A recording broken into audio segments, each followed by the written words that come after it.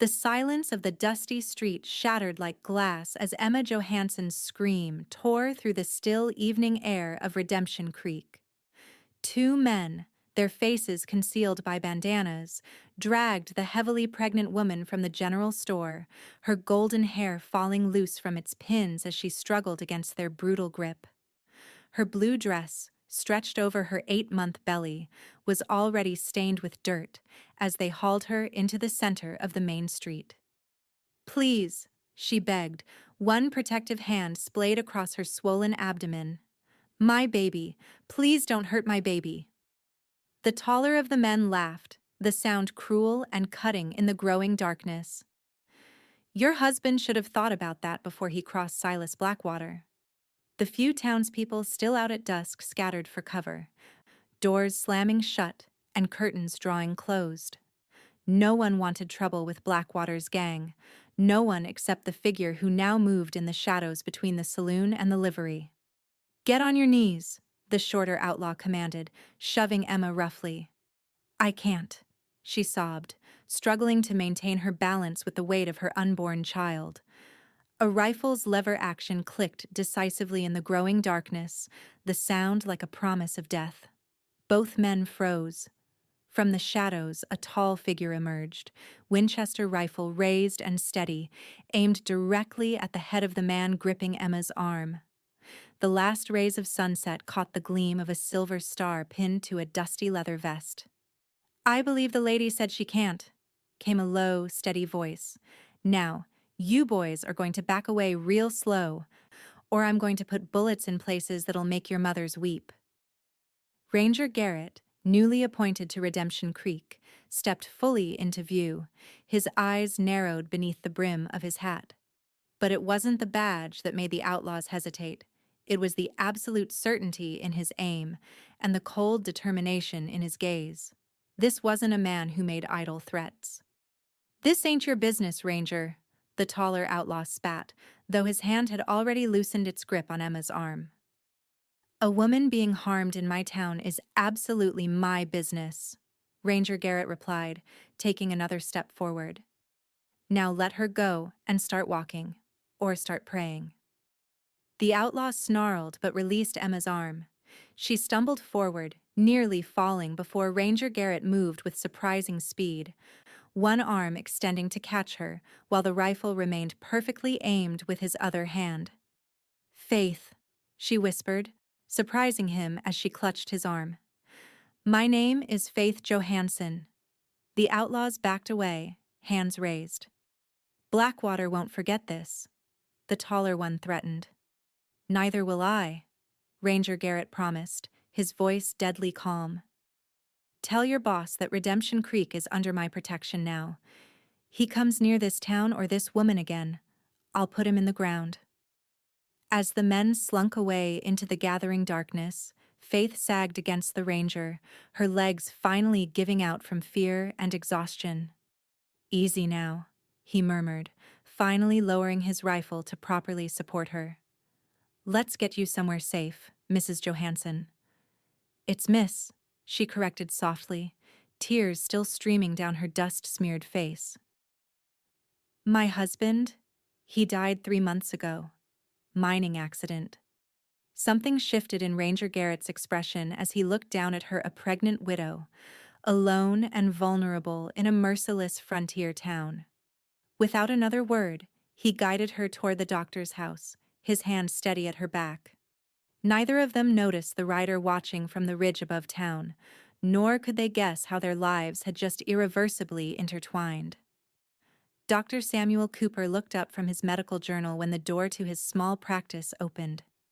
His spectacles slid down his nose as he took in the sight before him, Redemption Creek's new ranger supporting a very pregnant, very distressed Faith Johansson. "Good Lord!" he exclaimed, jumping to his feet. "What happened?" "Blackwater's men," Ranger Garrett explained tersely, helping Faith to the examination chair. "They dragged her into the street." The doctor's kindly face hardened with anger. "Those animals," he muttered, immediately checking Faith's pulse. "Did they strike you, Miss Johansson?" Faith shook her head, her hand never leaving her belly. They just grabbed me, but I felt a pain when they pulled me. Just one sharp one, and then nothing. Dr. Cooper nodded, his experienced hands gently probing her abdomen. The baby's still active? Yes, Faith confirmed, relief evident in her voice, moving even now. That's a good sign, the doctor assured her. But I'd like you to rest here for a while so I can monitor you. Stress can bring on early labor. And you're what, a month from your time? Just about, Faith agreed, her eyes briefly meeting Ranger Garrett's before looking away. The ranger cleared his throat. I need to know what happened, Miss Johansson. Why would Blackwater's men come after you? Faith closed her eyes, exhaustion evident in every line of her body. My husband, Thomas. He discovered something in the Silver Peak mine before he died. Something Blackwater didn't want found. Ranger Garrett moved closer, his tall frame casting a shadow across the room. What did he find? I don't know, Faith admitted. He said he had evidence that Blackwater was running more than just a mining operation. He hid something.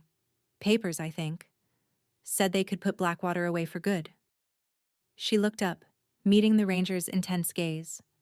The night before Thomas died in that accident, he told me he was going to the Marshal in Silver City. And you think Blackwater had him killed to prevent that? Ranger Garrett concluded, his voice tight with controlled anger. I know it, Faith whispered fiercely, and now they think I know where Thomas hid the evidence. The ranger and the doctor exchanged a significant look. You can't go back to your home, Ranger Garrett said firmly. They'll come back once they realize I'm not going to be watching you every minute. She can stay with my sister, Dr. Cooper offered. Martha runs the boarding house, and there's a room on the ground floor that would be suitable. Faith began to protest, but Ranger Garrett cut her off. This isn't a discussion, Miss Johansson. Until I can figure out what's going on and deal with Blackwater, you need protection. Something in his tone silenced her objections. Perhaps it was the authority with which he spoke, or perhaps it was the genuine concern that softened his otherwise stern features. Either way, Faith found herself nodding in agreement. What's your first name, Ranger? She asked suddenly, realizing she had been thinking of him only by his title. A hint of surprise crossed his face before he answered. Remington Garrett. But most folks just call me Ranger. Well, Ranger Garrett, Faith said, summoning a small smile despite her circumstances. I believe I owe you my life, and my child's. Thank you. For the first time since he'd appeared from the shadows with his rifle raised, something resembling warmth entered his eyes. Just doing my job, madam. But even as he said it, they both knew that wasn't entirely true. Something more had brought him to that exact spot, at that exact moment, something neither of them could yet name. The room at Martha Cooper's boarding house was modest but clean, with a small window overlooking the side garden rather than the street. A strategic choice, Ranger Garrett noted with approval. Martha herself was a practical, no-nonsense woman in her 50s who clucked sympathetically over Faith while simultaneously assessing the ranger with shrewd eyes. My brother says you're new to Redemption Creek, Martha remarked as she turned down the bed for Faith. Arrived last week, Ranger Garrett confirmed, standing somewhat awkwardly by the door, his hat in his hands. The territory governor sent me specifically to deal with the Blackwater situation. Martha raised an eyebrow at this. Did he now? Well, it's about time someone paid attention to our troubles out here. Faith eased herself onto the edge of the bed, one hand absently rubbing her lower back. How long has Silas Blackwater been causing problems in Redemption Creek? Since he bought the Silver Peak mine 2 years ago, Martha answered, pouring water from a pitcher into the basin on the dresser. At first, folks were glad the mine meant jobs, but then strange men started arriving. Not miners. The kind of men who wear guns low and look at you like you're already dead. Ranger Garrett frowned. Hired guns. Martha nodded grimly. And then accidents started happening. Folks who complained about Blackwater's operation disappeared or turned up dead. Your Thomas wasn't the first, Miss Johansson. Faith paled at this information, her hands instinctively cradling her belly as if to shield her unborn child from even the knowledge of such evil. I've seen operations like this before, Ranger Garrett said, his voice hardening. Blackwater's using the mine as cover for something else. Probably gun running, maybe even working with renegade bands selling weapons to hostile tribes. That would explain the wagons, Martha said thoughtfully. Heavy-laden wagons leave the mine compound at night sometimes, headed north toward the territories. The ranger nodded, his mind clearly working through this information. I need to get word to the territorial marshal's office. If Thomas Johansson found proof of Blackwater's illegal operations, that evidence could be the key to shutting him down for good. And keeping Faith safe, Martha added pointedly. Yes, madam. Ranger Garrett agreed, his gaze returning to Faith, who looked increasingly exhausted. But for tonight, I think Miss Johansson needs rest more than anything. I'll be fine, Faith insisted, though the dark circles under her eyes betrayed her. I just need to... She broke off with a gasp, her hands clutching her belly. Both Martha and the ranger moved toward her simultaneously. Is it the baby? Martha asked urgently. Faith shook her head after a moment, her breathing evening out. No, just a strong kick. He or she doesn't appreciate all the excitement. Relief visibly washed over Ranger Garrett's features, though he quickly masked it with his customary stoic expression. I'll stand watch tonight, he stated, already moving back toward the door. Martha, would you mind showing me the layout of the building? I want to know all the entrances and exits. As the two left the room, Faith called out softly, Ranger Garrett? He paused, looking back at her. Why did the governor send you specifically? She asked. You're not just any ranger, are you? A ghost of a smile touched his lips. Get some rest, Miss Johansson. We'll talk more tomorrow. As the door closed behind him, Faith lay back on the pillows, one hand still resting on her active child. For the first time since Thomas's death, she felt a flicker of something that might have been hope. Or perhaps it was something else entirely. Something she had no business feeling for a man she'd just met, especially in her condition. Outside the room, Martha Cooper fixed the tall ranger with a penetrating stare. That girl's carrying more than just a baby, she said quietly. She's carrying grief and fear, too. Be careful with her, Ranger. Remington Garrett met the older woman's gaze steadily. I have no intention of causing Miss Johansson any additional distress. Martha's expression softened slightly. That's not what I meant. And I think you know it. I've been around long enough to recognize when a man looks at a woman a certain way. The ranger's face remained impassive. Mrs. Cooper, I assure you my only interest is in keeping Miss Johansson safe and bringing Blackwater to justice. If you say so, Martha replied, clearly unconvinced. The spare room at the end of the hall is yours if you want it. Otherwise, I'll show you the best positions to keep watch. Thank you, Ranger Garrett said, pointedly steering the conversation away from Faith. I'll take that to her now, if you don't mind. As they walked away, the ranger found his thoughts returning unbidden to the pregnant woman he'd rescued. There was something about her courage in the face of such adversity that stirred feelings he'd long since buried, feelings that had no place in the life of a man who carried as many ghosts as he did. Dawn broke over Redemption Creek, painting the small frontier town in hues of gold and amber. Faith woke to the unfamiliar sounds of the boarding house, the creak of floorboards, the clatter of cookware from the kitchen, the murmur of voices. For a moment, disorientation gripped her until memory returned with crushing clarity. Thomas, the threat, being dragged into the street, and the ranger who had appeared like an avenging angel. She rose slowly, her back aching from the weight of her advanced pregnancy. After dressing in the simple clothes Martha had loaned her, Faith made her way to the dining room, where several boarders were already enjoying breakfast. Conversation halted as she entered, curious eyes taking in her condition and her unfamiliar presence. "There you are, dear," Martha called from the doorway to the kitchen. "Come sit by the window. The morning sun will do you good." As Faith moved toward the indicated table, she noticed Ranger Garrett already seated there, a cup of coffee and a half-eaten plate of food before him.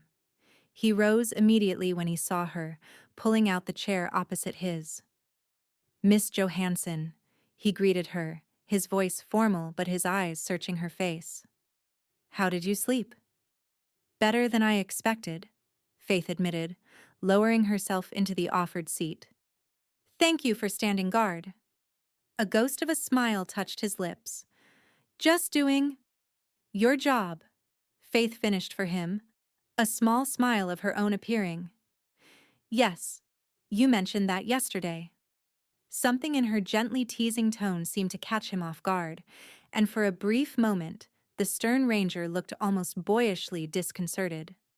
The transformation was so striking that Faith found herself studying his features more carefully in the morning light.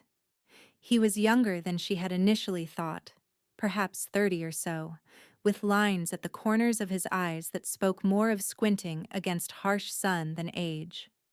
His hair was dark brown, nearly black, worn longer than was fashionable in the East, but typical for men on the frontier. A thin scar traced the edge of his jaw on the right side, disappearing into the shadow of stubble that had grown overnight. Martha appeared with a plate of food for Faith, breaking the moment of silent observation. "Eat up," she instructed. "That baby needs nourishment, especially after yesterday's ordeal." Faith obediently began to eat, surprised by her own appetite. "Have you been up long?" she asked the ranger between bites. "Since before dawn," he confirmed. "I've been making arrangements." "Arrangements?" Ranger Garrett leaned forward slightly, lowering his voice. "I need to investigate the Silver Peak mine and find whatever evidence your husband hid. But I also need to ensure your safety." "I won't hide away while you risk your life," Faith stated firmly. "Thomas died for this. I need to see it through." The ranger's expression hardened. "With all due respect, Miss Johansson, your first responsibility is to your child." Faith's hand moved protectively to her belly, but her gaze remained steady. "And what better way to protect my child than to help bring down the man who murdered their father?" "By staying alive," Ranger Garrett countered, an edge entering his voice. "Blackwater's men won't hesitate to kill a woman, pregnant or not. They've already demonstrated that." Their quiet argument was interrupted by the arrival of Dr. Cooper, who pulled up a chair beside Faith. "How are you feeling this morning?" he asked, his physician's eyes assessing her. "I'm fine," Faith assured him. "The baby is active, and I've had no pains." Dr. Cooper nodded, satisfied. "Good, but I want you to take it easy today. Stress isn't good for either of you." The doctor turned to Ranger Garrett. "I've been thinking about what Thomas might have found. The week before he died, he came to me with some unusual questions about chemical compounds, arsenic in particular. He wanted to know if there were tests that could detect it in water." The ranger's attention sharpened. "Arsenic?" "It's used in some mining processes," Dr. Cooper explained, "but it's highly toxic if it gets into groundwater." "The creek," Faith breathed, sudden understanding dawning. "Redemption Creek flows right past the mine and provides water for the entire valley." Ranger Garrett's expression darkened. If Blackwater is dumping mining waste containing arsenic into the creek, he's not just breaking the law, he's poisoning everyone downstream. "Including the Navajo settlement in the Southern Valley," Dr. Cooper confirmed grimly. "There have been unexplained illnesses there for months. I've treated several cases myself." Faith felt sick. Thomas was meticulous about keeping records. If he suspected contamination, he would have collected water samples, documented everything. And hidden it somewhere Blackwater couldn't find it, Ranger Garrett concluded. somewhere significant to him, or to you. Faith closed her eyes, thinking of all the places that had been special to her and Thomas, their small house at the edge of town, the church where they'd married, the meadow where he'd proposed. Her eyes flew open. "The willow tree," she said suddenly. "By the bend in the creek where we used to picnic. Thomas carved our initials there the day he asked me to marry him. He said that tree would stand as long as our love did." Something shifted in Ranger Garrett's expression, a fleeting hint of what might have been admiration, or perhaps something deeper. "Can you direct me to it?" he asked. Faith shook her head. "I can show you. It's not far from town, just a short ride." "Absolutely not," Dr. Cooper objected immediately. "In your condition." "Samuel," Martha interrupted gently, "do you really think Faith will rest easy here while someone else searches for what might be her husband's last message to her?" The doctor sighed, recognizing defeat. "At least take the buggy, not a horse, and promise me you'll return immediately if you feel even the slightest discomfort." Faith nodded, grateful for his understanding. "I promise." Ranger Garrett looked as though he wanted to object further but instead rose from the table. "We should go now, while most of the town is busy with morning business. Less chance of being observed." As they prepared to leave, Faith couldn't help noticing how the ranger positioned himself between her and the street, his hand never straying far from the revolver at his hip. His protective instincts should have made her feel safer, yet they stirred something unexpected within her, a confusing mixture of gratitude and a more complicated emotion she wasn't ready to name. The small buggy rattled along the dusty road leading south from Redemption Creek. Faith directed Ranger Garrett as he handled the reins, her voice occasionally catching as memories of journeying this same path with Thomas washed over her. "There's a fork up ahead," she said, pointing. "The left path leads to the meadow, and then there's a trail down to the creek." The ranger nodded, guiding the horse accordingly. His profile was stoic as ever, but Faith noticed how his eyes constantly scanned their surroundings, alert for any sign of danger. "You never answered my question last night," Faith remarked after a period of silence. "About why the governor sent you specifically." Ranger Garrett's hands tightened almost imperceptibly on the reins. "I have a particular history with operations like Blackwater's." When he didn't elaborate, Faith pressed gently. "What kind of history?" The ranger remained silent for so long that Faith thought he might not answer. Then, just as the buggy crested a small rise revealing the meadow beyond, he spoke. "5 years ago, I was stationed near the Mexican border. A man named Hollister was running guns to both sides of a local conflict, making a fortune while villages burned." His voice was measured, devoid of emotion, yet Faith sensed the controlled rage beneath. "My wife and daughter were staying in one of those villages while I was on patrol." Faith's breath caught. "Oh, Remington." It was the first time she had used his given name, and something in the way she said it made him glance at her briefly before returning his attention to the path. "They were caught in the crossfire when the guns Hollister sold were turned on civilians," he continued, his voice flat. "By the time I got there, it was too late. Sarah was already gone. Rebecca lived just long enough to die in my arms. She was 6 years old." Faith's eyes filled with tears.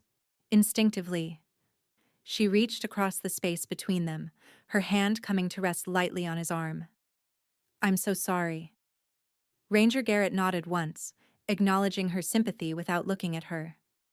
"I hunted Hollister for 2 years. When I finally brought him to justice," the governor noticed, "he's been sending me to deal with similar situations ever since. Men like Blackwater, who profit from death and suffering, they're all Hollister to me." The raw honesty of his confession hung in the air between them. Faith understood now why he had appeared so suddenly in Redemption Creek, why he had stepped from the shadows with such deadly purpose when he saw her being threatened. This wasn't just another assignment for him, it was personal in a way that transcended duty. "We're here," she said softly, as the buggy entered the meadow. understanding that he needed the conversation to end. The ranger halted the horse near a copse of trees. "Will you be all right walking from here? It's not far to the creek, but in your condition." "I'll manage," Faith assured him, allowing him to help her down from the buggy. Together they made their way through tall grass dotted with late summer wildflowers, following a narrow trail that wound toward the sound of running water. Faith walked slightly ahead, one hand supporting her back, the other occasionally reaching out to steady herself against Ranger Garrett's offered arm. The willow tree stood exactly as Faith remembered it, its graceful branches creating a curtain of green that dipped to touch the surface of Redemption Creek. Sunlight filtered through the leaves, casting dappled patterns on the water.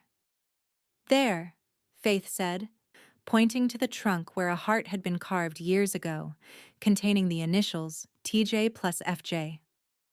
Ranger Garrett approached the tree, examining it carefully. Did Thomas have any particular spot where he might have hidden something? Faith moved to stand beside him, her eyes scanning the familiar bark.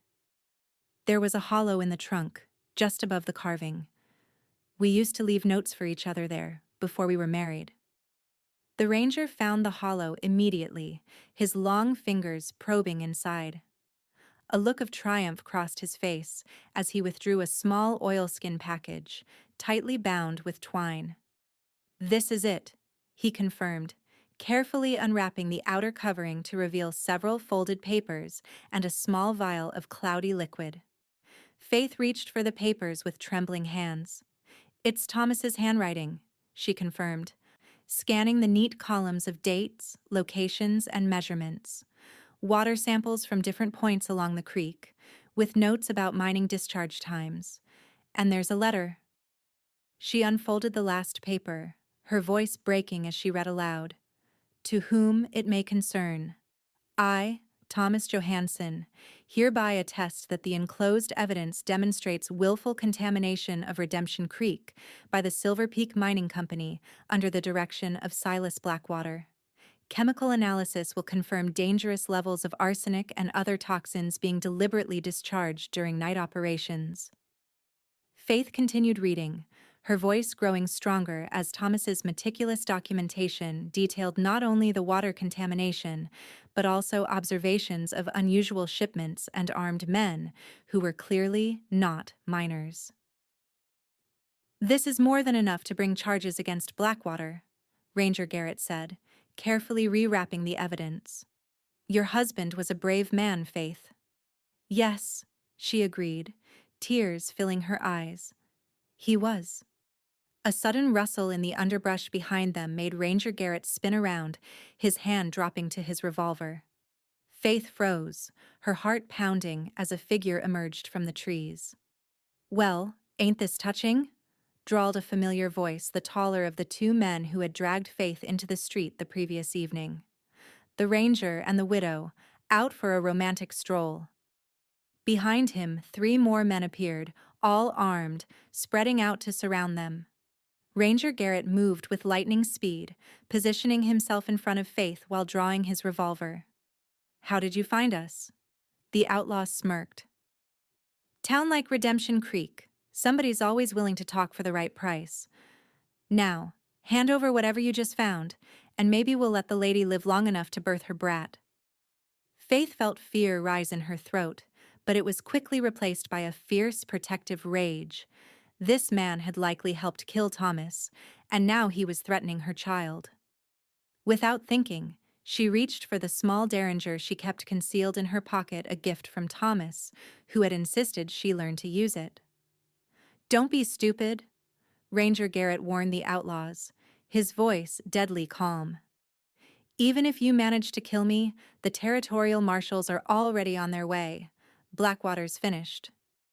"See, that's where you're wrong," the outlaw replied. "Mr. Blackwater has friends in high places. By the time any marshals get here, there won't be nothing to find but 2 unfortunate accident victims." Faith saw the outlaw's finger tighten on his trigger and acted without thinking. She fired her derringer at the man closest to her, the sound deafening in the peaceful clearing. He cursed as the bullet grazed his shoulder, his own shot going wild. Chaos erupted. Ranger Garrett shoved Faith toward the shelter of the willow tree as he fired with deadly accuracy, dropping one outlaw with a shot to the chest. The remaining men scattered for cover, bullets splintering bark and sending leaves showering down around them. Faith crouched behind the massive trunk of the willow, her empty derringer now useless. She watched in terror and admiration as Ranger Garrett moved with practiced efficiency, using the trees for cover as he exchanged fire with the outlaws. A sudden, sharp pain lanced through Faith's abdomen, causing her to gasp. She clutched her belly, panic rising as she realized what was happening. "No," she whispered. "Not now, little one. Not now." Another contraction gripped her, stronger this time. Faith bit her lip to keep from crying out, knowing any sound might give away her position. The gunfire was intensifying. Ranger Garrett had managed to wound another outlaw, but the leader was still active, and he was working his way around to flank the ranger's position. Faith saw the danger before Ranger Garrett did. The outlaw leader had circled behind a large boulder and now had a clear line of sight to the ranger's exposed back. Without thinking, Faith grabbed a stone and hurled it with all her strength, striking the outlaw in the shoulder just as he aimed. His shot went wide, alerting Ranger Garrett to the danger. The ranger whirled and fired in one fluid motion, his bullet finding its mark in the outlaw's chest. The man collapsed, his revolver falling from lifeless fingers. Silence fell over the clearing, broken only by the gentle burble of the creek and Faith's labored breathing.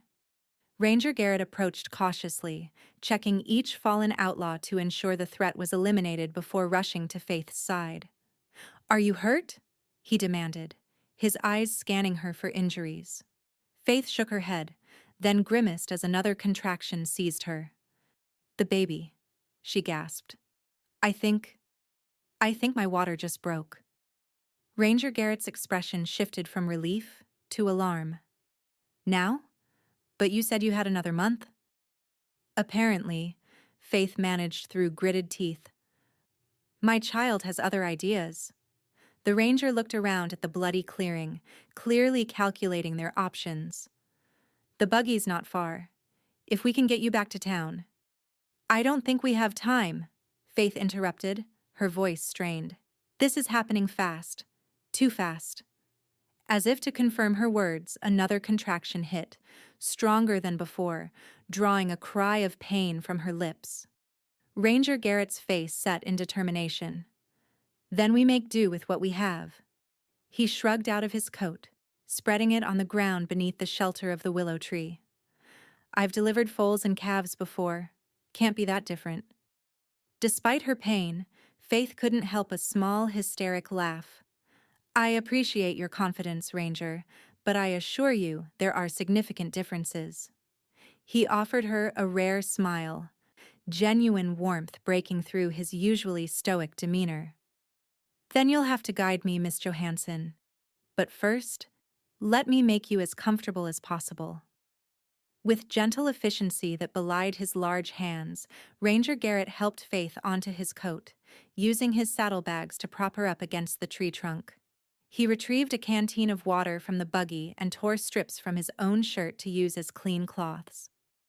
"The evidence," Faith remembered suddenly, another contraction making her gasp. "Safe," Ranger Garrett assured her, patting his vest pocket where he had secured the oilskin package. "Now, let's focus on bringing your child safely into this world." As the sun climbed higher in the sky, casting dappled shadows through the willow branches, Faith Johansson labored to birth her child with only a ranger she had met the day before to help her. Between contractions, she found herself studying his face, the intense concentration in his eyes, the gentleness of his hands as he supported her, the reassuring strength of his voice as he encouraged her. "You're doing wonderfully," he told her, wiping sweat from her brow with a damp cloth. "Your husband would be proud." Faith nodded, unable to speak as another contraction built. She reached for Ranger Garrett's hand, gripping it with surprising strength as the pain peaked. "I can see the head," he announced, his voice steady despite the extraordinary circumstances. On the next contraction, I need you to push with everything you have. Faith summoned her remaining strength, bearing down as the next wave of pain crashed over her. She cried out, the sound echoing across the meadow and merging with another cry, the first wail of her newborn child entering the world.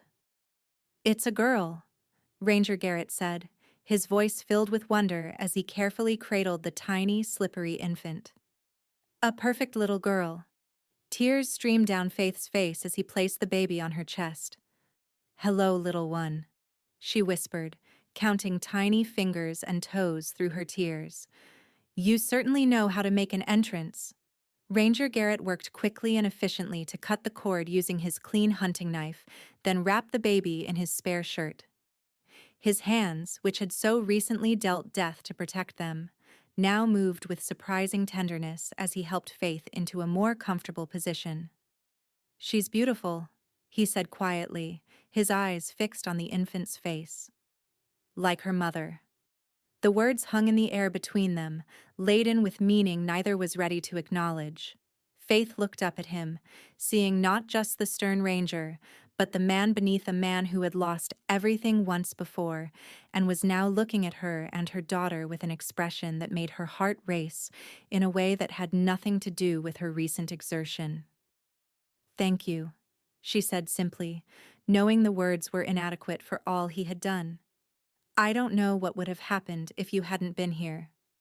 "I was meant to be here," Ranger Garrett replied, his voice rough with emotion. "Just as I was meant to be in Redemption Creek when Blackwater's men dragged you into the street." Faith smiled tiredly. "Providence, perhaps." "Perhaps," he agreed, his eyes never leaving hers. "What will you name her?" Faith looked down at her daughter, peaceful now against her breast. "Rebecca," she said softly, watching his face. "Rebecca Sarah Johansson." Ranger Garrett went utterly still, his eyes widening with shock before filling with tears he made no attempt to hide.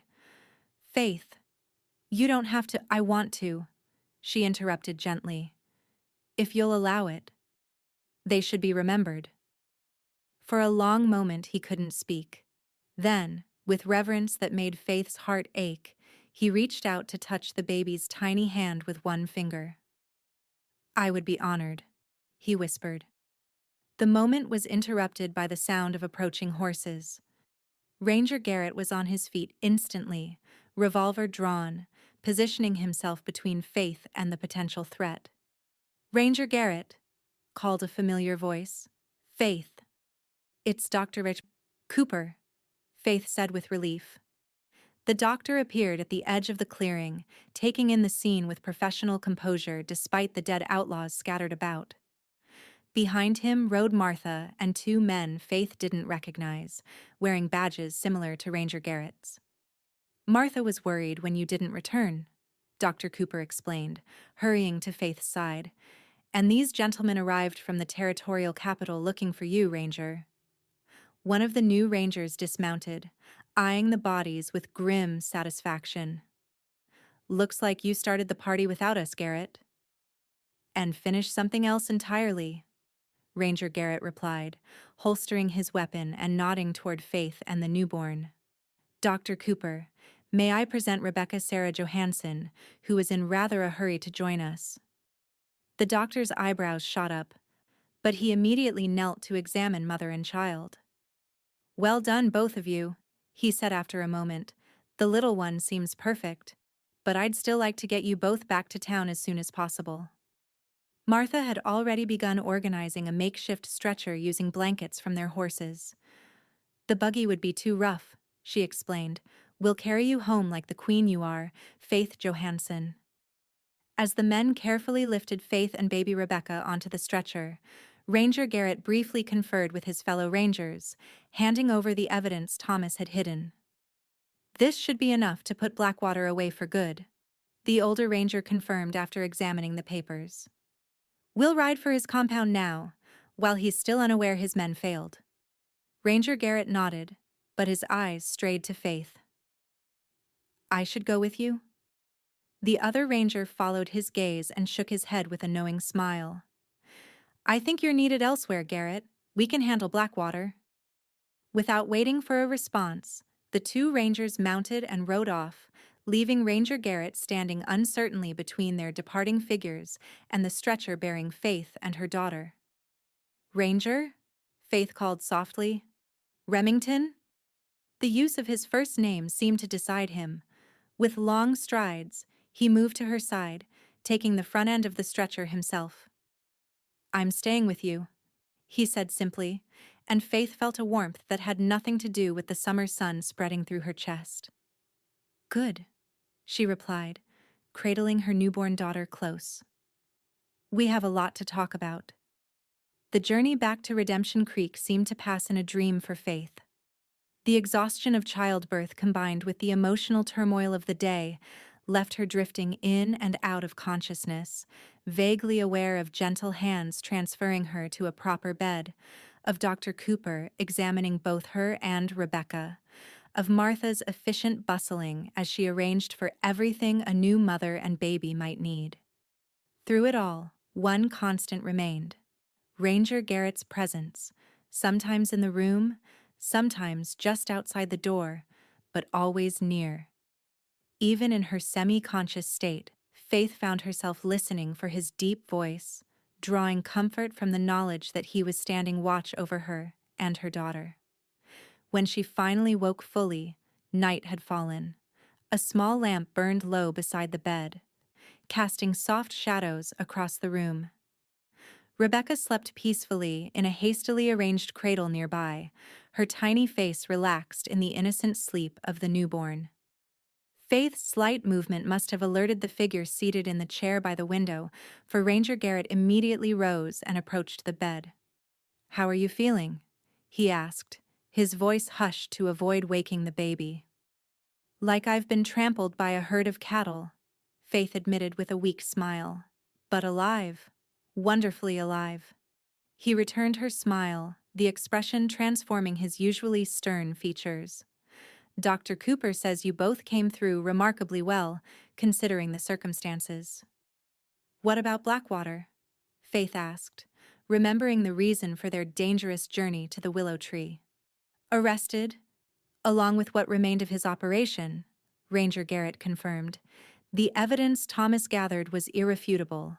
Blackwater will hang for what he's done, not just the contamination, but for the murders of at least 3 men who threatened to expose him, including your husband."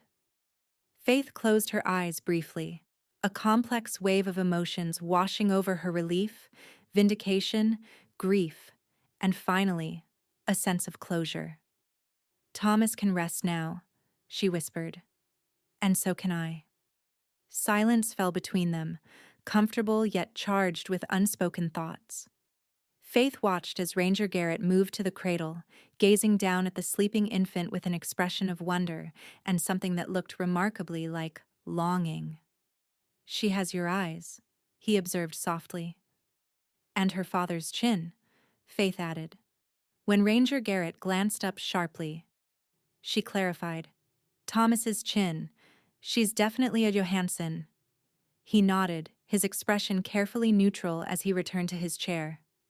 "The doctor says you should be able to travel in a week or so, once you've regained your strength." "Travel?"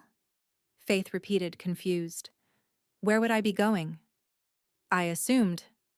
Ranger Garrett hesitated. "With Blackwater gone, I thought you might want to return east, to your family." "I have no family in the east," Faith explained. "Thomas and I came west together after our wedding. Redemption Creek is our home, my home." She corrected herself, the reality of her widowhood still sometimes catching her by surprise. "Besides, I own the millinery shop outright. It's how I've supported myself since Thomas died." "I see," Ranger Garrett said, and Faith thought she detected relief in his voice. "Then you'll be staying?" "Yes," she confirmed. "What about you? Now that Blackwater has been apprehended, will you be assigned elsewhere?" The ranger leaned forward slightly, his elbows resting on his knees. "Actually, I've been considering a change," he said, his eyes meeting hers with surprising intensity. 5 years is a long time to live only for vengeance. Seeing you today, bringing new life into the world even in the midst of danger, it reminded me that there are other things worth living for. Faith's heart began to beat faster. What sort of change are you considering? Redemption Creek needs a sheriff, he said. A permanent one, not just a ranger passing through. The territorial governor has offered me the position if I want it. And do you? Faith asked softly. Want it? Ranger Garrett Remington held her gaze steadily. That depends, he answered, his voice low and earnest, on whether there might be reasons beyond duty to stay in Redemption Creek. Faith understood what he was really asking. It seemed impossible, this connection that had formed between them in the span of just 2 days. Yet she couldn't deny the way her heart responded to his presence, to his quiet strength and unexpected tenderness. It's too soon, she said honestly. For both of us. I'm still mourning Thomas. And you've been carrying your grief for 5 years. Instead of disappointment, she saw respect in his eyes at her honesty. I understand, he said, starting to rise. But, Faith continued, stopping him, I believe there are indeed reasons to stay in Redemption Creek. Reasons that might grow stronger with time, if given the chance. Hope bloomed across his features, transforming him in a way that made Faith's breath catch. Time, he repeated thoughtfully. That's something I haven't allowed myself to think about for a long while, the future. Neither have I, Faith admitted. Not since Thomas died. But now. She glanced at the cradle where Rebecca slept. Now I have to. Remington followed her gaze, a soft smile touching his lips. She's going to need someone to teach her to ride, he said casually. And fish. Every child should know how to fish. Faith laughed softly. Are you offering your services, Sheriff Garrett? His smile widened at the title. I believe I am, Miss Johansson, if you'll have them. I think, Faith said, her own smile growing, that Rebecca and I would like that very much. A small cry from the cradle interrupted their conversation. Faith started to push herself up, wincing at the movement, but Remington was already on his feet. May I? He asked, gesturing toward the baby. Faith nodded, watching as he carefully lifted the tiny bundle, his large hands astonishingly gentle as he cradled Rebecca against his chest. The baby's cries immediately softened to whimpers, then ceased altogether as he slowly walked the room, murmuring softly to her. You're a natural, Faith observed, touched by the sight. Remington shook his head, his expression a mixture of joy and lingering sadness. Just remembering, he said quietly. There are some things a father never forgets. He brought Rebecca to Faith, carefully transferring the baby to her mother's arms. Their fingers brushed during the exchange, the simple contact sending a current of awareness through Faith that had nothing to do with her postpartum state. I should let you rest, Remington said, reluctantly stepping back. Dr. Cooper will have my hide if he thinks I'm tiring you. Will you come back tomorrow? Faith asked, surprising herself with her eagerness to see him again. Try to keep me away, he replied with a smile that reached all the way to his eyes. Good night, Faith. Good night, little Rebecca. As he quietly closed the door behind him, Faith looked down at her daughter, who gazed back with the unfocused eyes of the newborn. What do you think, little one? She whispered.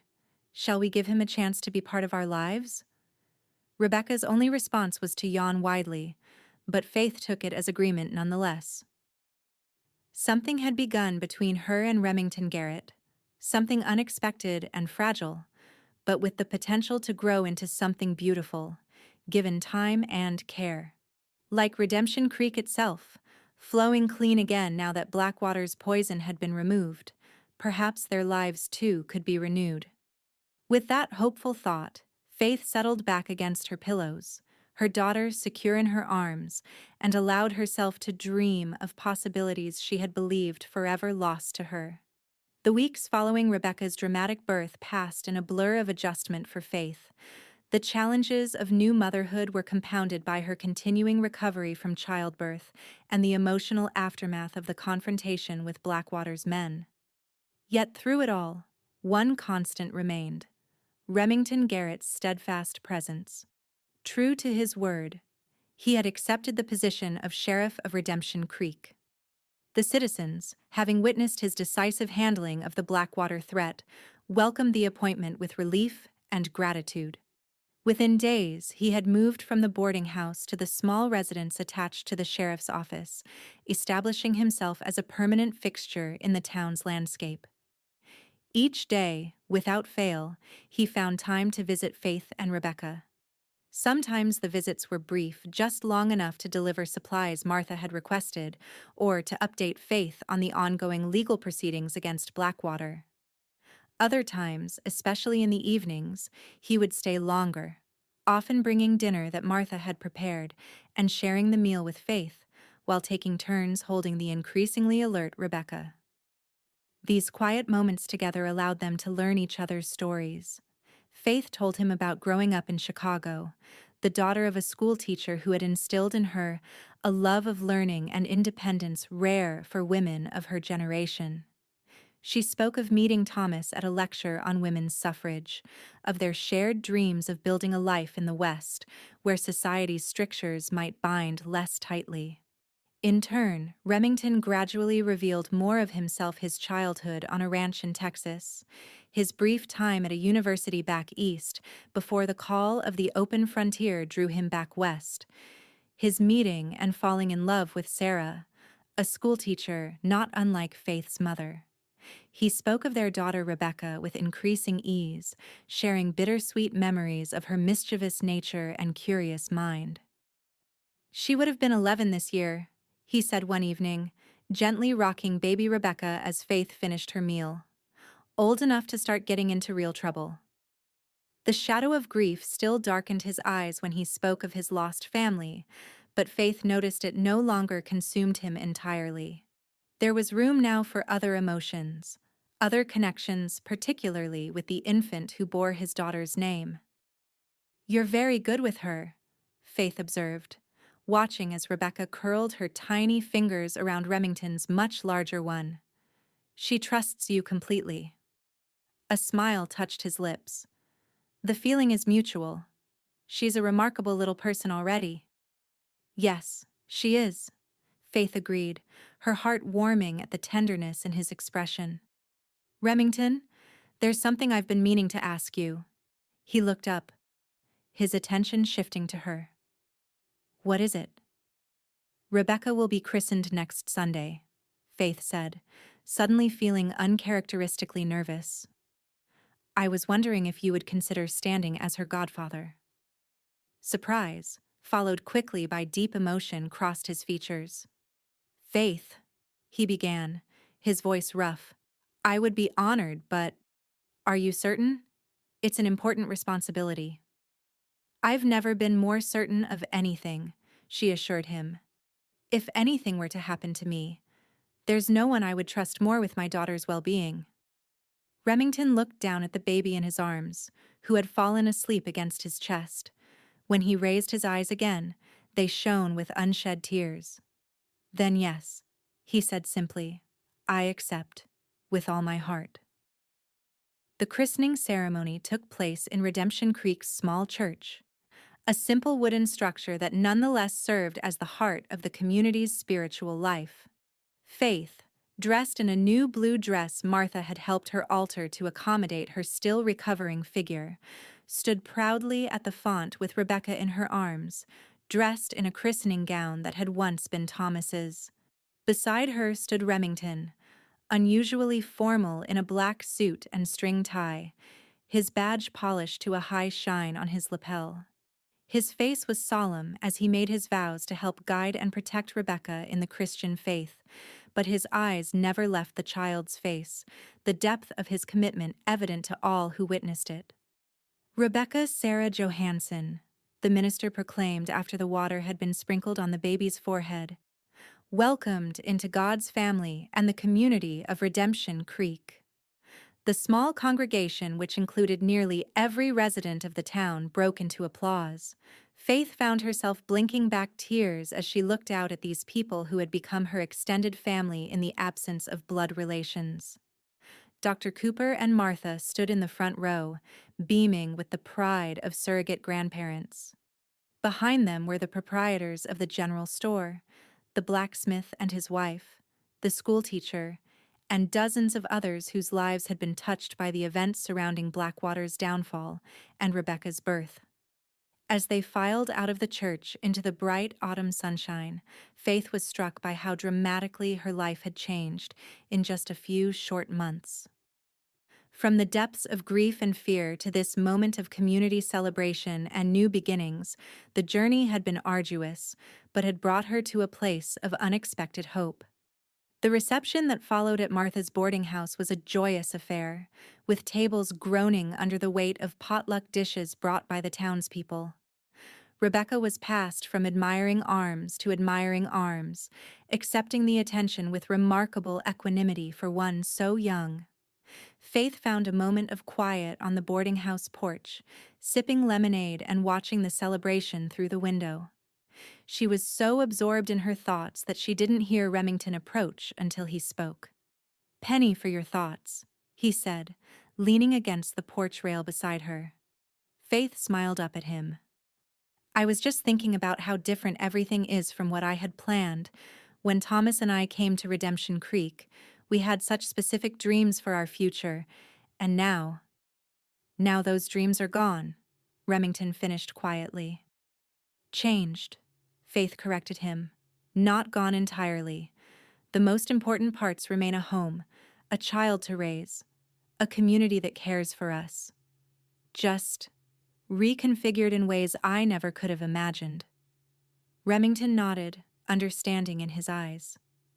"Life has a way of doing that, tearing down what we've built only to help us construct something new from the pieces." "Exactly," Faith agreed, touched by how perfectly he had articulated her feelings. "Remington, I want to thank you not just for today, but for everything these past weeks. Your friendship has meant more to me than I can express." "Friendship," he repeated, a question in his tone. Faith felt a flush rise to her cheeks. "Perhaps that's not quite the right word," she admitted. "What's developing between us feels different." Remington turned to face her fully, his expression serious yet tender. "Faith, I need you to know something.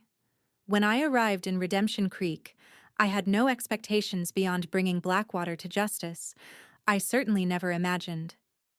"Neither did I," she said softly when he trailed off. "It seems too soon, too unlikely: a widow with a newborn and a man who spent years pursuing vengeance. We're hardly conventional." A smile touched his lips. "I've never much cared for convention." "Nor have I," Faith confessed, returning his smile. "But I do care about doing right by Rebecca. And by the memory of those we've lost." Remington reached out slowly, giving her time to withdraw if she wished, and took her hand in his. "I believe that honoring their memory means allowing ourselves to live fully in their absence. Sarah would have wanted that for me. I suspect Thomas would want the same for you." Faith looked down at their joined hands, marveling at how right it felt, his calloused palm against hers, warm and steady. "I think you're right," she said. "Thomas always said life was for the living." "Wise man," Remington commented. "Faith, I'm not asking for any declarations or commitments, just permission to court you properly, when you feel ready. To see where this connection between us might lead, given time and patience." Faith felt a lightness in her chest that had been absent for too long. "I think," she said carefully, "that I would like that very much. But slowly, Remington. For Rebecca's sake, and for our own." "Slowly," he agreed, raising her hand to his lips in a gesture that belonged to an earlier, more formal time, yet felt perfectly appropriate for this moment of new beginnings. "We have all the time in the world. The sound of Rebecca's cries from inside the house broke the moment, and Faith laughed softly. Well, perhaps not all the time in the world. A certain young lady appears to need her mother. Remington offered his arm with exaggerated formality. May I escort you back to your duties, Miss Johansson? Faith slipped her hand into the crook of his elbow, leaning slightly into his solid strength. You may indeed, Sheriff Garrett. Together they returned to the celebration, both aware that something significant had shifted between them, a promise of possibilities neither had dared to hope for just weeks before. As winter settled over Redemption Creek, transforming the frontier town with a blanket of pristine snow, life fell into new rhythms for Faith and Rebecca. The millinery shop reopened with Martha's niece helping Faith manage the business while caring for Rebecca in a cradle behind the counter. The arrangement allowed Faith to maintain her independence while still being a devoted mother, a balance she knew Thomas would have approved. Remington, true to his word, courted her with patience and consideration. Their outings were simple Sunday dinners at the boarding house, occasional picnics when the weather permitted, walks through town with Rebecca bundled against the cold. Yet in these unassuming moments, the connection between them deepened in ways neither could have anticipated. It was during one such walk, with Christmas approaching and the town decorated with evergreen boughs and red ribbons, that Remington broached a subject that had clearly been on his mind. Faith, he began as they paused to admire the holiday display in the general store window. I've been thinking about Rebecca's future. Faith glanced down at her daughter, now nearly 4 months old and observing the world with increasing alertness from her perch in Faith's arms. What about it specifically? She'll need a father, Remington said carefully. Not to replace Thomas, no one could do that. But a man to help raise her, to teach her, to love her as his own. Faith's heart quickened at the direction of the conversation. Are you offering yourself for the position, Sheriff? She asked, trying to keep her tone light despite the emotion welling within her. Remington turned to face her fully, his expression uncharacteristically vulnerable. I believe I am, he confirmed, but not just for Rebecca's sake. He reached into his pocket and withdrew a small velvet box. Faith's breath caught as he opened it, revealing a simple gold ring set with a small, perfect diamond. I had planned a more elaborate speech, he admitted with a self-deprecating smile, but standing here with you and Rebecca, I find the words I rehearsed don't seem adequate. Then speak from your heart, Faith encouraged softly, her own heart racing. Remington drew a deep breath.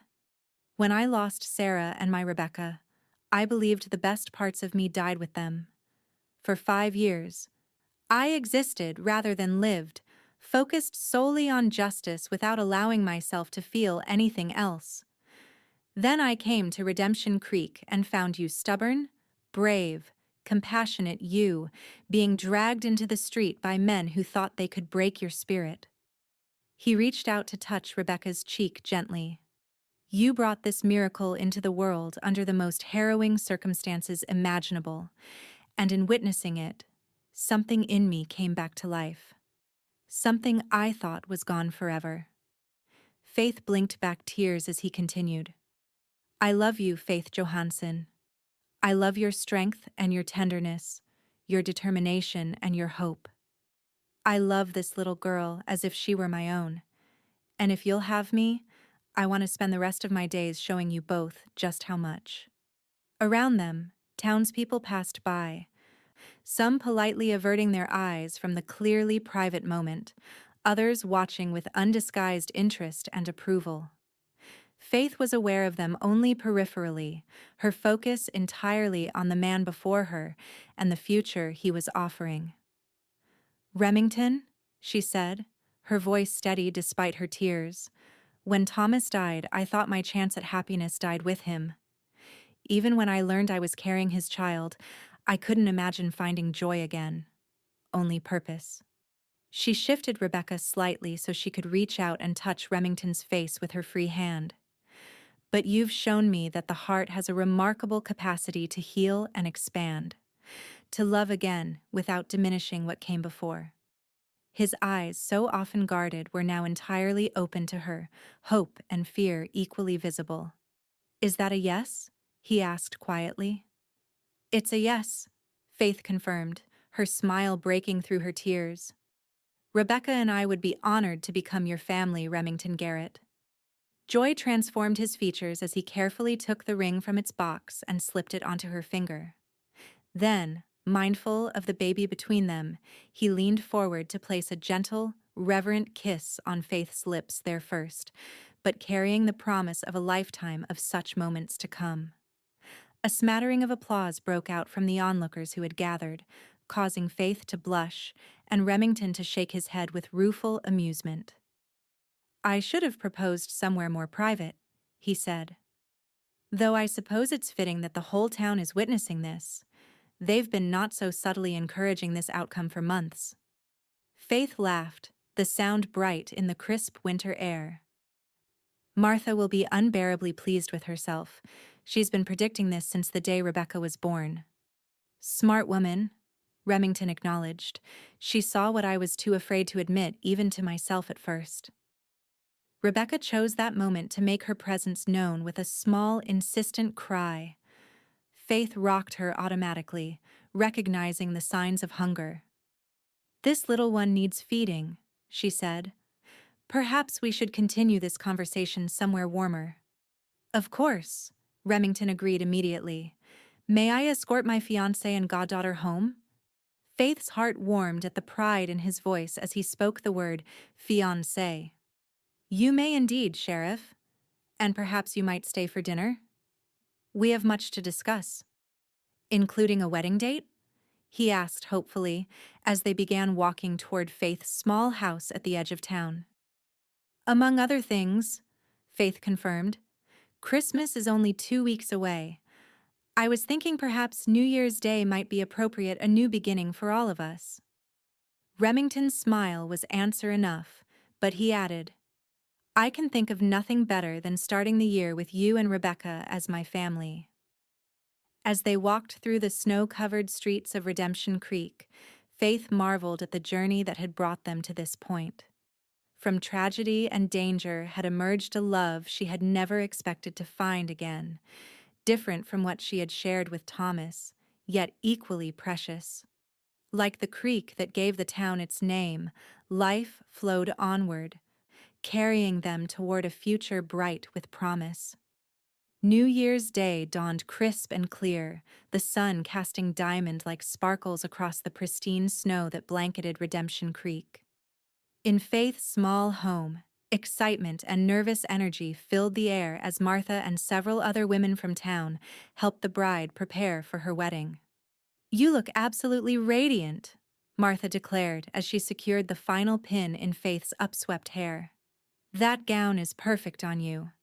Faith smoothed the ivory satin of her dress, a gift from the town seamstress, who had worked tirelessly to create a gown worthy of the occasion. It was simpler than the elaborate wedding dress she had worn for her marriage to Thomas, but Faith found its elegant lines and subtle embellishments more suited to her current sensibilities and station in life. "I feel peaceful," Faith admitted, somewhat surprised by her own calm.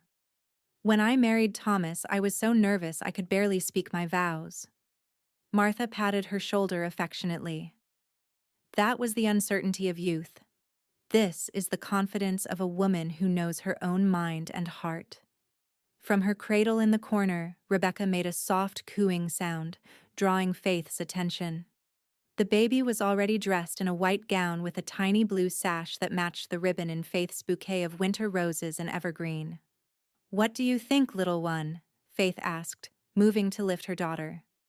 "Is your mother beautiful enough to marry the sheriff today?" Rebecca's answer was a happy gurgle and a wave of tiny fists. Faith laughed, pressing a kiss to her daughter's forehead. "I'll take that as approval." A knock at the door announced Dr. Cooper's arrival. As Faith's closest friend and Rebecca's physician, he had agreed to walk her down the aisle in the absence of any male relatives. "Are we ready, ladies?"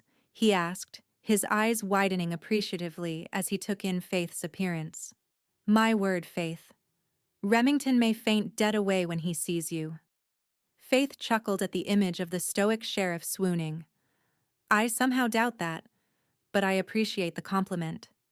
She handed Rebecca to Martha, who would carry the baby during the ceremony. I believe we're ready.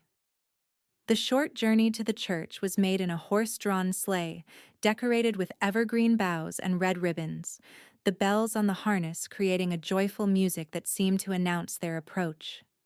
As they drew near, Faith could see that the small church was already full to overflowing, with some townspeople standing outside despite the cold, unwilling to miss this celebration that had come to symbolize Redemption Creek's renewal. Inside, candles and lanterns created a warm, golden glow that belied the winter chill. Pine branches and holly decorated the simple wooden pews, their fresh scent mingling with the beeswax candles. At the altar stood Reverend Parker, his prayer book open and a smile of welcome on his face. And beside him, looking more nervous than Faith had ever seen him, stood Remington Garrett. His usually utilitarian attire had been replaced by a formal black suit, his dark hair neatly trimmed, his face freshly shaved.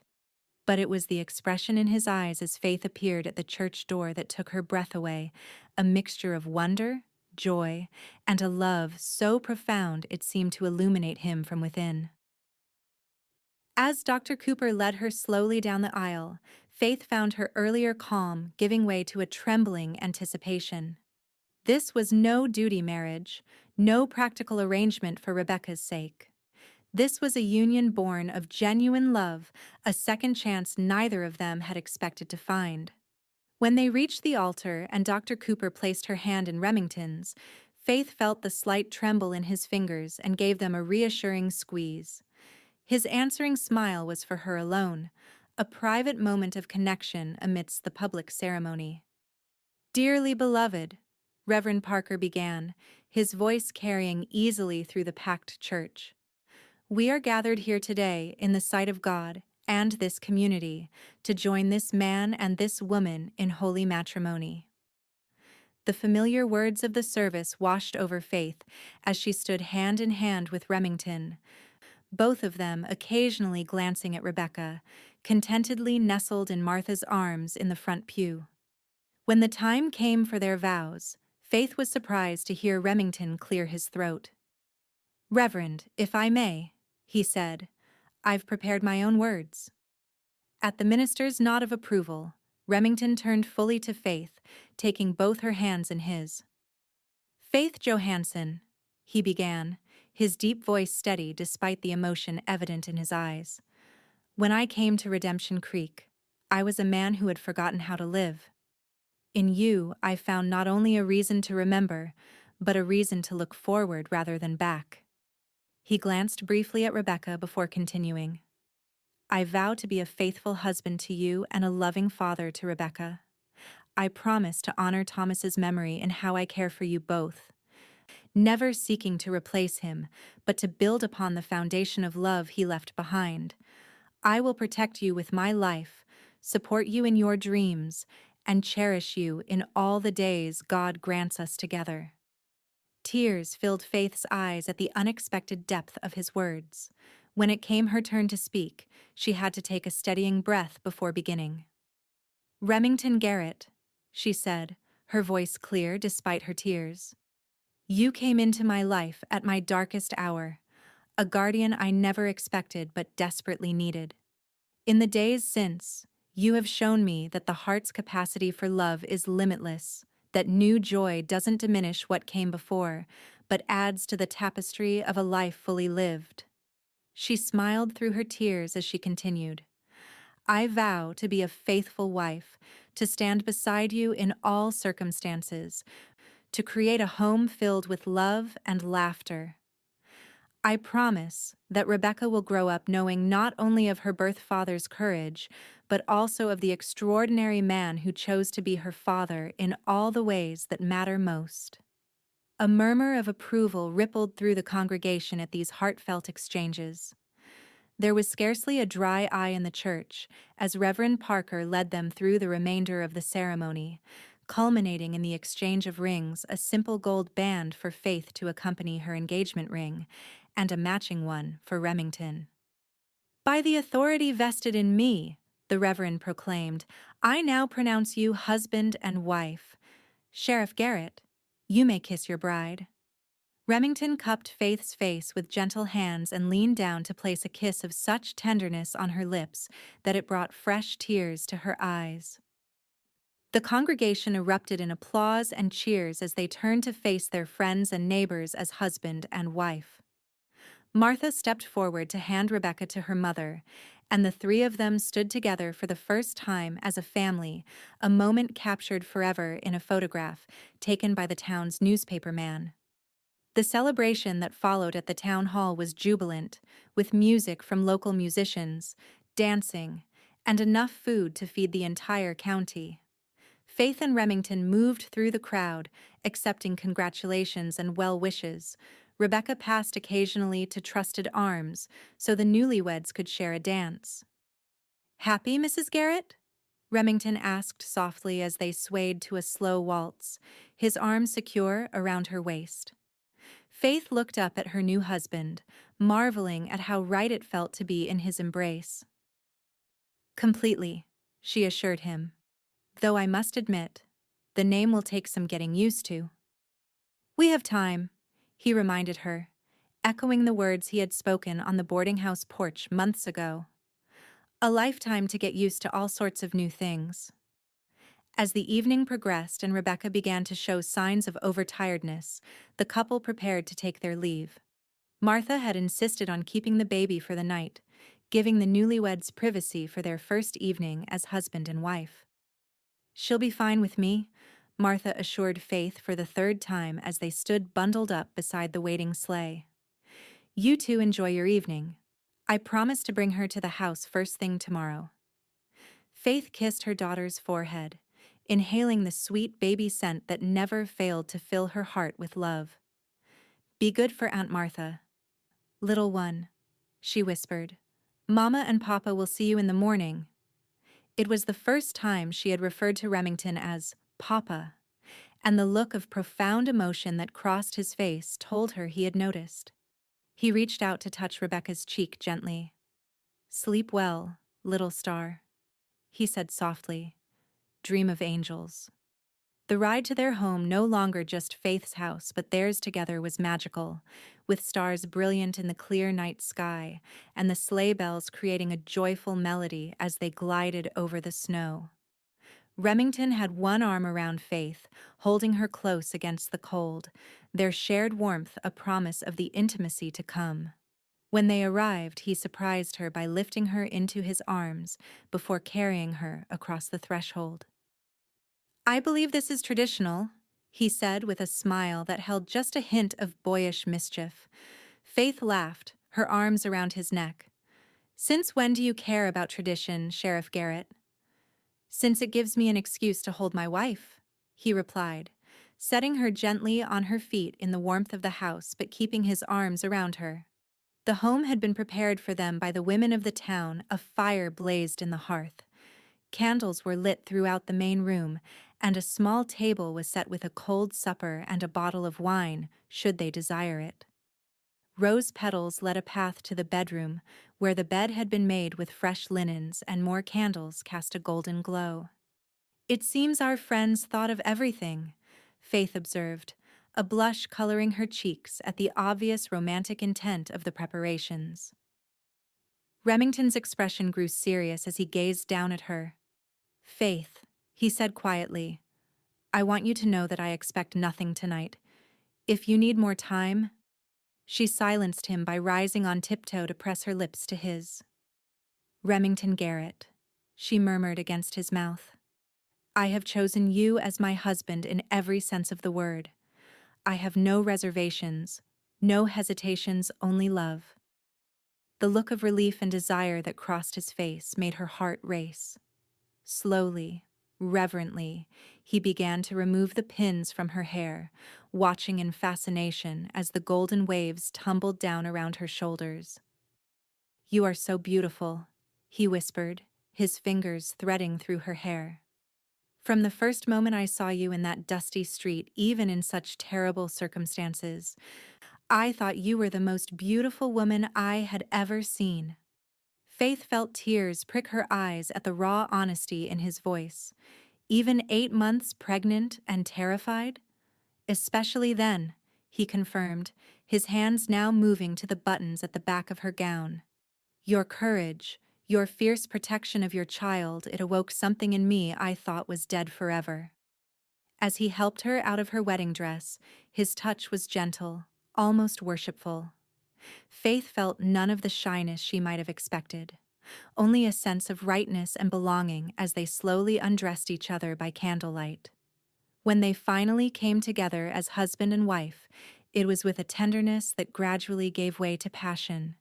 Two people who had known profound loss finding in each other. Not replacement, but renewal. Not forgetfulness, but healing. Afterward, lying in his arms with her head on his chest, Faith listened to the strong, steady beat of his heart.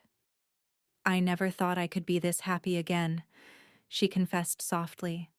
"After Thomas died, I believed that part of my life was over." Remington's arms tightened around her. "I felt the same way after losing Sarah and Rebecca," he said. "It seemed impossible that happiness could exist in a world without them." Faith propped herself up on one elbow to look into his face. "Do you think they would approve of us finding each other?" His smile was gentle, touched with sadness but not dominated by it. "I believe Sarah would have liked you very much," he said thoughtfully. "She was always practical, always focused on living well rather than just surviving.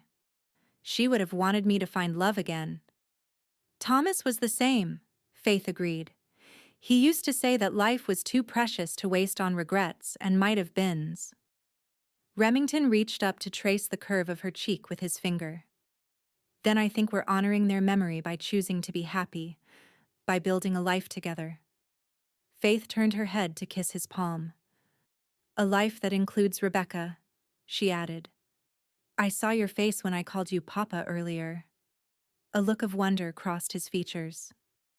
"I never thought I'd hear that word again," he admitted. It means more than I can express." "She'll know both her fathers," Faith promised. "The one who gave her life, and the one who will help her live it." Remington pulled her down for a kiss that conveyed all the emotion he couldn't put into words. When they finally parted, he whispered, "Thank you for my second chance, Faith Garrett." Faith smiled at the sound of her new name on his lips. "And thank you for mine, Sheriff." As they drifted toward sleep in each other's arms, Faith thought of all the improbable circumstances that had brought them to this moment: a pregnant widow dragged into the street, a haunted ranger stepping from the shadows with his rifle raised, a baby born under a willow tree amid danger and death. From such unlikely beginnings had come this perfect ending, or rather, this perfect new beginning. Outside, snow began to fall again, soft and silent in the darkness. Inside, warmth and love created a sanctuary against the winter night, a promise of spring to come, of life continuing its eternal cycle of renewal. Faith's last thought before sleep claimed her was that Redemption Creek had lived up to its name after all. For both she and Remington had found redemption here from grief, from the past, from the belief that happiness was forever beyond their reach.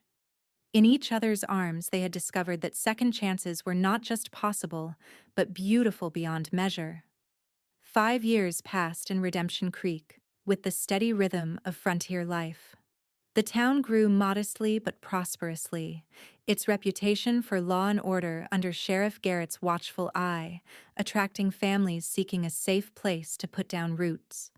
The Silver Peak mine reopened under new ownership with strict regulations to prevent the environmental abuses of the Blackwater era. The creek itself ran clean and clear, once again a source of life rather than poison. For the Garrett family, these years brought both challenges and joys.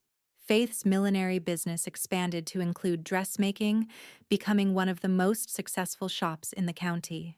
Remington's fair but firm approach to law enforcement earned him such respect that he was urged to run for territorial office, an honor he declined, preferring to serve the community that had become his home. And Rebecca, now an active 5-year-old with her mother's golden hair and her birth father's determined chin, flourished under the loving guidance of both parents. She was joined 2 years after Faith and Remington's wedding by a brother, Thomas Remington Garrett, a sturdy, dark-haired boy who had his father's quiet intensity and his mother's compassionate heart. On this particular summer morning, the 5th anniversary of Rebecca's dramatic birth beneath the willow tree, the family was preparing for what had become an annual tradition, a pilgrimage to the spot where their lives had irrevocably intertwined. "Papa, can I ride my own pony today?" Rebecca asked, as she helped Faith pack a picnic basket in their kitchen. "I'm 5 now. That's practically grown up." Remington exchanged an amused glance with Faith over their daughter's head. "Well, I don't know about practically grown up," he said, ruffling Rebecca's curls affectionately, "but you are certainly old enough for a short ride on Daisy, if your mother agrees." Faith pretended to consider the request seriously, though she and Remington had already discussed allowing Rebecca this milestone. "I suppose," she said finally, "as long as you promise to obey Papa's instructions exactly." Rebecca's face lit up with excitement. "I promise. I'll be the most obedient rider ever." "What about me?" 3-year-old Thomas asked from his place at the table, where he was supposed to be finishing his breakfast, but had been mostly pushing his porridge around the bowl. "Can I ride too?" "You, young man," Remington said, lifting his son into his arms, "will ride with me until your legs are long enough to reach the stirrups. But you can hold the reins sometimes, if you're good." Thomas considered this compromise with all the seriousness a 3-year-old could muster, before nodding his acceptance. "I'll be good." As the family finished their preparations, Faith found herself pausing to take in the scene, her children's excited chatter, Remington's patient responses, the comfortable, lived-in feel of their expanded home. Her heart swelled with gratitude for the life they had built together, one day at a time. "You're quiet," Remington observed, coming to stand beside her while the children ran to get their hats. He slipped an arm around her waist, drawing her against his side. "Penny for your thoughts, Mrs. Garrett?" Faith leaned into his embrace, savoring the solid strength of him. "Just counting my blessings," she admitted. 5 years ago today, I thought I might die beneath that willow tree. Instead, it became the place where our family began." Remington pressed a kiss to her temple. "I thank God every day that I was there," he said quietly, "that I found you in time." The years had softened the sharp edges of those memories, transforming them from trauma to a story of providence and courage that they shared openly with their children. Rebecca knew that she had been born during an adventure, as they called it, and that her birth father had been a hero who uncovered a terrible wrong. She knew that her Papa Remington had saved her mother that day and had loved them both from the very beginning. "Ready," Rebecca announced, returning with not only her hat but Thomas's as well, demonstrating the responsibility she took in her role as big sister. The ride to the willow tree was leisurely, with Rebecca proudly mounted on her pony, Daisy, a gentle mare Remington had carefully trained specifically for her. Thomas rode in front of his father on the sheriff's larger horse, while Faith followed on her own mount, leading the pack horse that carried their picnic supplies. As they approached the now familiar clearing, Faith felt the usual mixture of emotions the place always evoked, the lingering echo of fear and pain, quickly overwhelmed by the stronger memories of Rebecca's first cry, of Remington's tenderness, of the moment when she realized that life would continue, different but no less beautiful than before. "There it is," Rebecca called excitedly, pointing to the willow tree that had grown even more magnificent in the intervening years. Its sweeping branches created a natural pavilion beside the creek, which sparkled in the summer sunlight. They dismounted, Remington lifting Thomas from the saddle while Rebecca carefully followed the procedure her father had taught her for properly dismounting. Faith unpacked the picnic blanket and spread it in the dappled shade while the children immediately ran to examine the tree trunk where their parents had carved a new marking 5 years ago. RG plus FG, encircled by a heart, with RSJ born here, and the date beneath. "Tell the story again, Mama," Rebecca requested as they settled on the blanket for their meal. "About how I was born right here, and how Papa saved us." Faith smiled, meeting Remington's eyes over their daughter's head. "Well," she began, as she did each year, "it was a day very much like today, warm and sunny. I came here looking for something very important that your birth father, Thomas, had hidden." The children listened with rapt attention, though they had heard the tale many times before. Faith kept the more frightening details age-appropriate, emphasizing Thomas's bravery in exposing Blackwater's wrongdoing and Remington's courage in protecting them. "And then," Remington continued, taking up the narrative as he always did, "your mother showed more courage than anyone I had ever seen. Even though she was afraid and in pain, she brought you into this world right beneath this tree." "And you caught me," Rebecca said with satisfaction, clearly enjoying her role as the heroine of the story. "I did," Remington confirmed, his voice softening as it always did at this part. "It was the most amazing moment of my life, holding you for the first time." "Except for when Thomas was born?" Rebecca added conscientiously, showing her characteristic concern for her brother's feelings. Remington laughed, reaching out to ruffle both children's hair. "Both were equally amazing, just in different ways. Thomas was born in a nice, warm house with Dr. Cooper there to help. You decided to make a more dramatic entrance." "Like in a story," Thomas said, his eyes wide with the wonder of it. "Exactly like in a story," Faith agreed. "And do you remember what happened after Rebecca was born?" Both children nodded enthusiastically. "Papa fell in love with you," Thomas said with the certainty of one repeating a favorite tale. "And you fell in love with him," Rebecca added. "And then, you got married and had Thomas, and we became a family forever and ever." "That's right," Faith confirmed, reaching for Remington's hand. The simple gold band on his finger caught the sunlight as his fingers interlaced with hers. "We became a family." After they had eaten, Remington produced a small parcel from his saddlebag. "Rebecca, since today is such a special anniversary, your mother and I have something for you." Rebecca accepted the package with wide eyes. Carefully unwrapping it, she revealed a small leather-bound book with her name embossed on the cover in gold. "It's a journal," Faith explained as Rebecca opened it to find blank pages. "When I was your age, my mother gave me one just like it. I used it to write down my thoughts and dreams, my fears and hopes. And one day," Remington added, "it might become a way for your own children to know you better, just as your birth father's writings helped us know what a brave, principled man he was." Rebecca ran her fingers reverently over the smooth pages. "Thank you," she said, with unusual solemnity for a 5-year-old. "I'll write in it every day."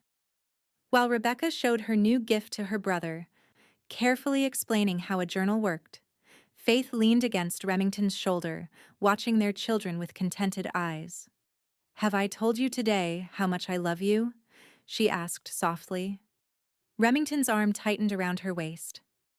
"Not in so many words," he replied, a smile in his voice. "But I see it in your eyes every time you look at me."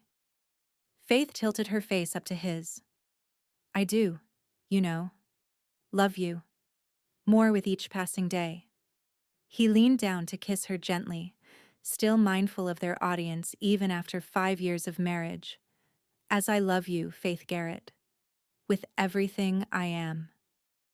The rest of the afternoon passed in the simple pleasures of family time, Remington teaching Thomas to skip stones across the creek's surface, Faith helping Rebecca wade in the shallows to catch minnows in a jar, only to release them afterward, all four of them lying on the blanket to watch clouds drift across the summer sky and imagine what shapes they resembled. As the sun began its descent toward the western horizon, they packed up their belongings and prepared for the ride home. Before mounting their horses, however, Faith gathered them beneath the willow tree for one final moment of remembrance. 5 years ago, she said, her hands on Rebecca's shoulders, life changed forever on this spot. A little girl came into the world and two broken hearts began to heal. And a family was born? Remington added. Thomas perched on his hip, one arm around Faith. Rebecca looked up at her parents, her young face thoughtful. I'm glad I was born here, she said decisively. It's a good place for beginnings. Faith exchanged a smile with Remington over their daughter's head, once again struck by the wisdom that sometimes emerged from her children's innocent observations. Yes, it is, she agreed, gazing around at the peaceful clearing where tragedy had been transformed into blessing. The very best place for beginnings. As they rode home through the golden light of late afternoon, Faith found herself reflecting on the journey that had brought them to this point. From the darkness of Thomas's murder and Blackwater's threats, through the danger of that day beneath the willow tree, to the gradual blossoming of love with Remington and the building of their family, each step had led here, to this moment of profound contentment. Redemption Creek continued to live up to its name, Faith thought as the town came into view ahead of them. For here, in this small frontier community, two wounded souls had found healing. A pregnant widow dragged into the street and a haunted ranger who stepped from the shadows with his rifle raised had discovered that second chances weren't just possible, they were sometimes even more beautiful than what had come before. As they approached their home, Rebecca turned in her saddle to look back at Faith, her face alight with joy and pride at having completed her first real ride. In her daughter's smile, Faith saw echoes of Thomas's determination, hints of Remington's quiet strength, and the resilience that had become her own hallmark. "Race you to the stable, Papa," Rebecca called, urging her pony forward with perhaps more enthusiasm than skill. "Careful, young lady," Remington cautioned, though he nudged his own horse to follow, Thomas squealing with delight at the increased pace. Faith followed more sedately, savoring the sight of her family ahead of her Remington's broad shoulders, Thomas's small form secure in his father's arms, Rebecca's golden hair streaming behind her as she rode. This, she thought, was what redemption truly meant. Not the erasure of past sorrows, but the discovery that joy could grow in their aftermath, like wildflowers blooming in a once barren field. As Faith Garrett rode toward home in the fading light of a summer evening, her heart full to overflowing with gratitude for the life she and Remington had built together, she knew with absolute certainty that their story begun in danger and desperation, but transformed by love and courage, would continue to unfold in ways neither could have imagined on that fateful day when a ranger stepped from the shadows to save a pregnant woman dragged into the street. And it would be beautiful.